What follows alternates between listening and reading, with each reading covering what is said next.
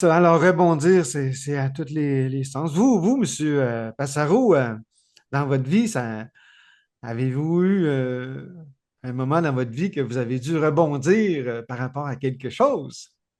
Alors, dans ma vie, il n'y a pas eu de grand drame. Donc Ah, déjà, je peux dire, je n'ai pas... Enfin, et il y a encore, je dis quelque chose qui n'est pas tout à fait exact, puisque à l'âge de 18 ans, j'ai été impliqué en tant que passager dans un accident de voiture extrêmement grave.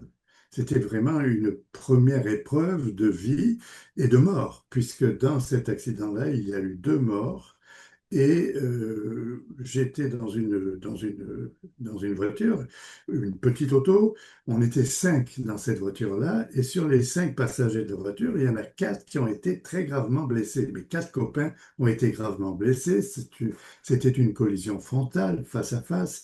En face, c'était une autre voiture qui n'a rien demandé parce que c'est nous qui sommes allés le frapper. Et les deux personnes, c'était un jeune couple, ont été tués sur le coup.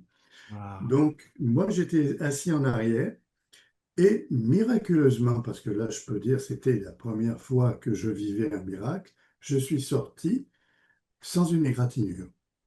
Absolument. Là, une seule petite tache de sang sous le menton, c'était un éclat de verre, mais pas de fracture, pas de blessure grave. Wow. Donc, pour moi, ce fut un véritable miracle, être sorti indemne de quelque chose qui a été totalement dramatique. Monsieur Passaro, il faut que je vous arrête. Je suis en train de vivre une grande émotion, puis faut que je vous parle. C'est drôle, nous ne nous sommes pas parlé, puis vous parlez de quelque chose qui me travaille dans ma tête depuis un petit bout de temps.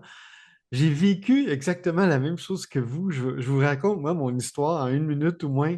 J'ai 23 ans, je suis marié, mon épouse Louise est à l'hôpital. Pour la première fois, elle reste là, puis moi, je reviens chez moi toute seule dans ma nouvelle voiture à Saint-Lin, à Ville-des-Laurentides. Puis j'ai une Corvette. Je me suis acheté une Corvette, puis je m'en viens sur la 25. Puis c'est la première fois que je prends ma voiture toute seule, sans mon épouse, retourner à la maison, puis je mets la pédale dans le fond, puis c'est comme, euh, c'est comme 200 km/h, c'est comme plus de 120 000 à l'heure, puis je suis sur la 25. Puis là, il a commencé à pleuvoir un peu. Puis là, l'auto s'est mis à tourner comme ça. J'ai perdu le contrôle de mon auto à 200 km/h. J'ai coupé un Ouais, poteau, puis je suis arrivé.